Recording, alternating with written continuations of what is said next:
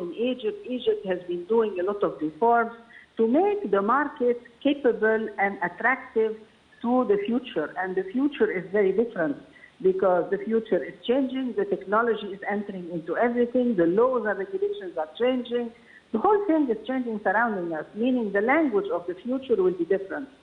Africa as well has been led by Egypt, and Egypt has led the COMESA as well, as we know, to take our experience and try to implement it in the African continent. Why the African continent?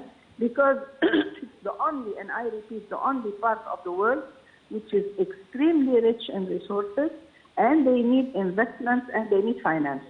Led by Egypt or guided by Egypt, they will become a very important market. Definitely there are some challenges.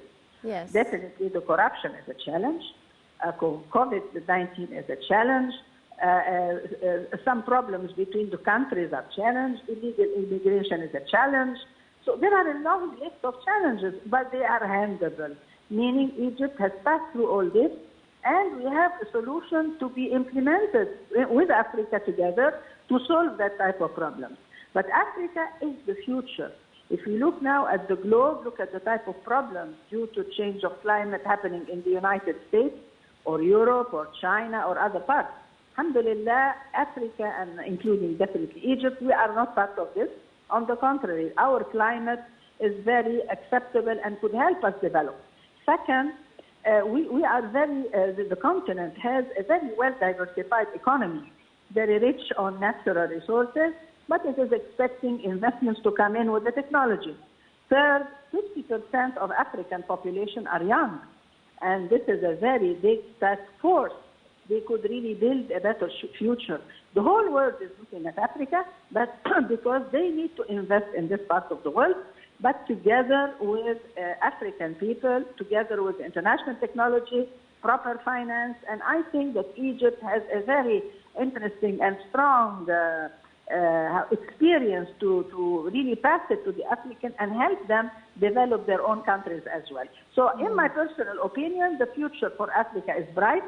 Yes, we have some problems to face, but they are known, they are calculated, and we have proper if you like, solutions to them, except one of them, which we cannot control, which is the COVID or the other microbes developed or viruses developed after the COVID. Here we need actually the international cooperation to help us, including the United Nations, because we don't know exactly how this will develop. But nevertheless, up till now, alhamdulillah, the situation is under control. Yes, Dr. Pacinthe, what are your expectations for the coronavirus vaccine coverage in African nations, especially those with already ailing economies? It is a difficult situation because, you know, there are millions of millions. But the point is, it's not only to get the vaccine. The point is this vaccine really effective? Because every day we hear another story.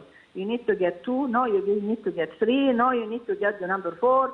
So, I mean, I think the international community doesn't know up till now what is the real problem behind that virus and how would they handle, because even if you look at the United States, which is the most advanced country, they are suffering severely from that problem, despite the fact that they are all vaccinated. So I think, in my personal opinion, the vaccine is not the issue.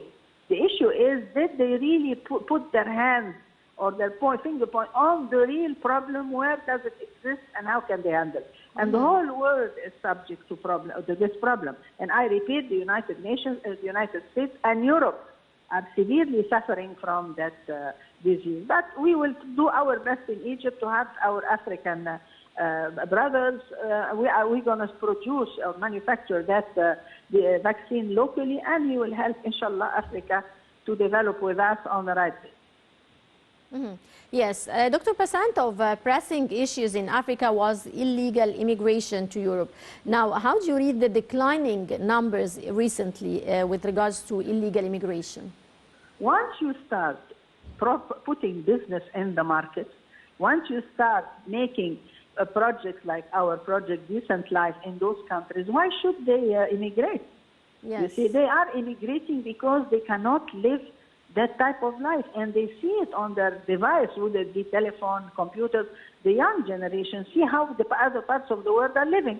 So once you develop proper life for them in their place, in their home, I do not think that anyone would be willing to immigrate. But here you need to put a proper strategy, like the decent life strategy we have for our governorate, to develop those countries so that the young generation would find jobs, decent life, to stay where they are. They are not happy to immigrate, but they are pushed to immigrate. You see what I mean? So I think developing a proper strategy will help a lot fight that type of illegal immigration, because as well, Europe and other parts of the world cannot tolerate anymore.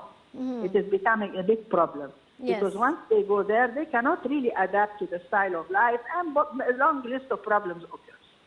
Right. What are your expectations for the flow of migrants during the year 2022?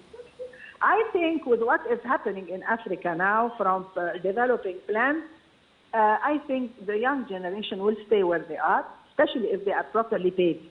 If you like what is happening in our governorates, why do people in Egypt leave the governorates and come to Cairo, Alexandria, and Port Said? Because they didn't find decent life. Now every young person is trying to go back to where he came from and his family.